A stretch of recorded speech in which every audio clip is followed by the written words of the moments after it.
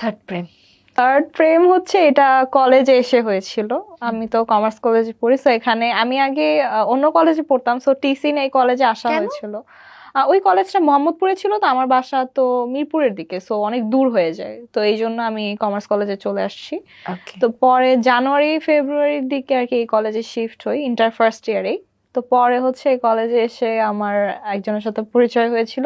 And সব থেকে মজার ব্যাপার হচ্ছে ওর সাথে আমি আগে কোচিং করতাম, মানে 3-4-এ। ক্লাস 3-4-এ?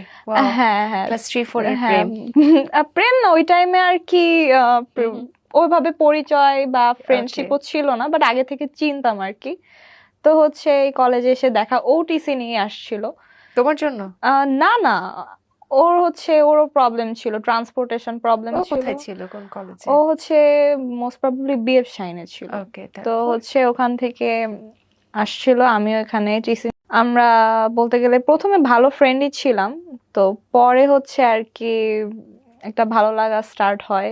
কার, তোমার না তার? আমারই ফার্স্টে Okay. আমারই ফার্স্টে ফিলিংস কাজ করতেছিল। তো প্রথম দিকে আমি বলি নাই যে আমার ফিলিংস কাজ করতেছে বা সামথিং এরকম কিছু। পরে আমি বলছি, বাট সে অ্যাকসেপ্ট করতেছিল না। 2 বছর পরে প্রেম করব, এখন না এখন না, মানে পাত্তাই দিত না। তাই আমি কান্নাকাটি শুরু ও, করতাম। রিয়েল হার্ট ব্রেক হলো তাহলে ফাইনালি? হ্যাঁ। হ্যাঁ, তখন কান্নাকাটি শুরু করতাম, তখন অ্যাকসেপ্ট করছে। প্রথম দিকে আর কি পাত্তা দিত না, তা আমি কান্না করতাম।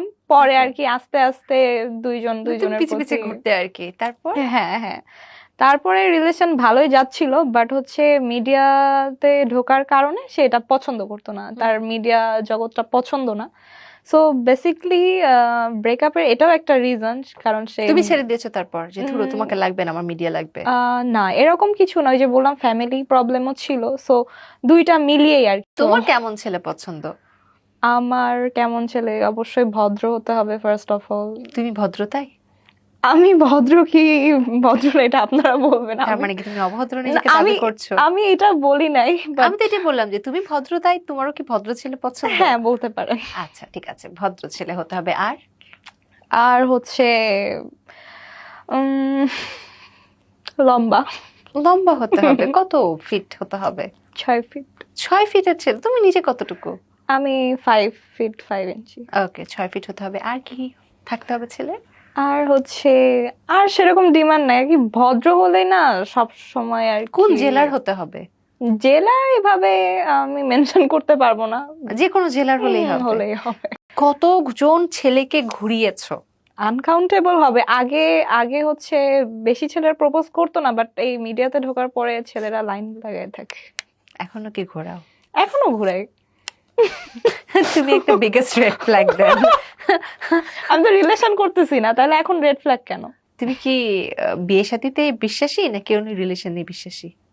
বিয়ের সাথে এটা পরে, আমার রিলেশন করে বিয়ের সব মিটে গেছে। অনেক প্যারা, রিলেশন তো প্যারাই, আর বিয়ে তো তাহলে আরো প্যারা, বিয়ে করলে তার কোনো কাজই করতে পারবো না।